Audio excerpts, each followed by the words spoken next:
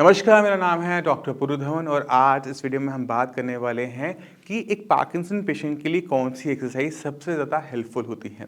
Parkinson patient की body में बहुत सारे चेंजेस चल रहे होते हैं, उनकी कमांड अपने हाथ से, अपनी आवाज़ से, अपने पैर से जा रही होती हैं, ट्रेमर्स बहुत सारे हो रहे होते हैं।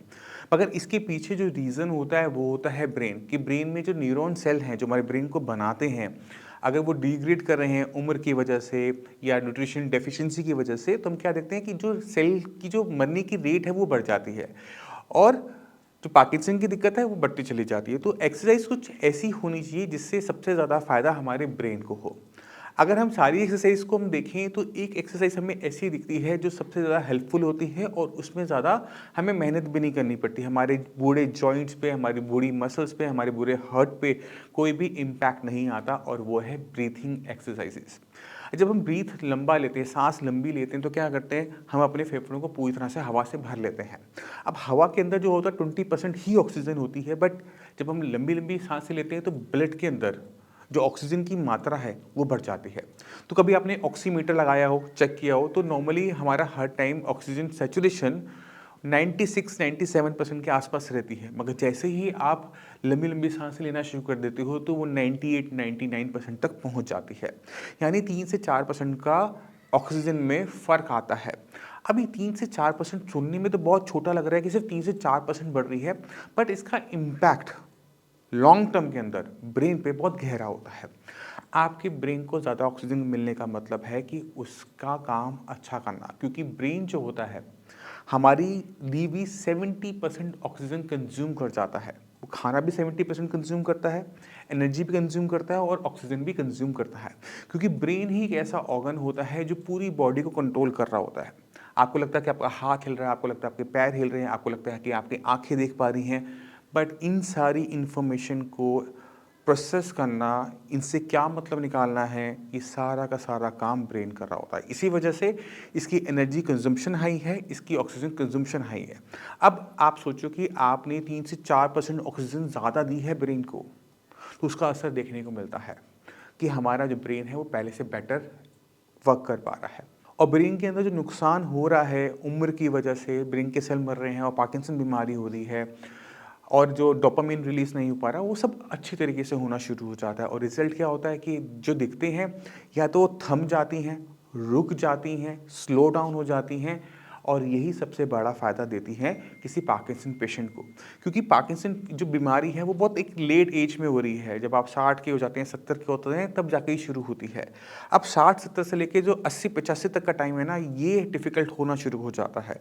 अगर हमें जो ब्रेन का डैमेज है वो स्लो हो रहा है, यानी मतलब है कि हमारी बॉडी, हमारा ब्रेन लंबे टाइम तक काम कर पाएगा, हमें दिक्कत कम से कम होगी। इसी वजह से जो ब्रीथिंग एक्सरसाइज है, अनुलोम विलोम प्राणायाम, बहुत अच्छी है। कपालभाति अगर आप कर सकते हैं तो उसको भी कीजिए, क्योंकि वो भी ब्रीथिंग एक्सरसाइज के अंदर काउंट होती है। इसके साथ साथ एक एक्सरसाइज और है, वो है भ्रामरी। जो भ्रामरी होती है उसके अंदर हम साउंड बनाते हैं, ठीक है, ओम। तो इसमें हमें ना एक वाइब्रेशन महसूस होती है। ये जो वाइब्रेशंस होती हैं ये भी ब्रेन को स्टिमुलेट करती है अपने आप की फंक्शनिंग को बढ़ाने के लिए। तो अगर आप ये वीडियो देख लें, उसके बाद यूट्यूब को आप बंद कर दीजिएगा, आप 5 मिनट सिर्फ भ्रामरी एक बार करके देखिए, तो आपको अपने आप पता लगेगा कि किस तरह से बॉडी में जो एनर्जी का फ्लो है, ब्रेन में जो एनर्जी का फ्लो है वो बदलना शुरू हो जाता है। आपको अपनी बॉडी हल्की महसूस होनी शुरू होगी, ताकत में ज़्यादा महसूस होनी शुरू होगी। स्टार्टिंग में आपको रिजल्ट्स कम देखने को मिलेंगे, बट जब आप ऐसे रेगुलर बेसिस पे करते हैं तो क्या होगा कि आपको चेंजेस आपकी बॉडी में आ भी जाएंगे, आपको पता भी नहीं लगेगा। कभी हैबिट में कन्वर्ट हो गया, आपको पता भी नहीं लगेगा और जो आपकी बीमारी है वो काफ़ी हद तक रुक जाती है। तो टोटल 4 एक्सरसाइज होगी जो कि पार्किंसन पेशेंट के लिए बहुत ज़्यादा हेल्पफुल होती है, अनुलोम विलोम, प्राणायाम, कपालभाति, और मेरी जो सबसे फेवरेट है वो है भ्रामरी।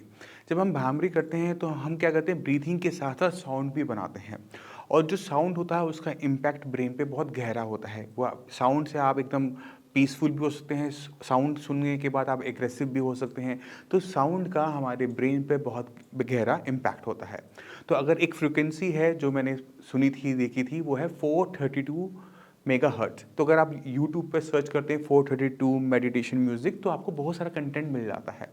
अगर आप अपने दिन के सिर्फ 15 मिनट इस म्यूज़िक को भी सुनते हैं, भ्रामरी करते हुए, ओम का उच्चारण करते हुए, तो इस म्यूज़िक का हो सकता है कि आपको इम्पैक्ट भी लॉन्ग टर्म में देखने को मिले।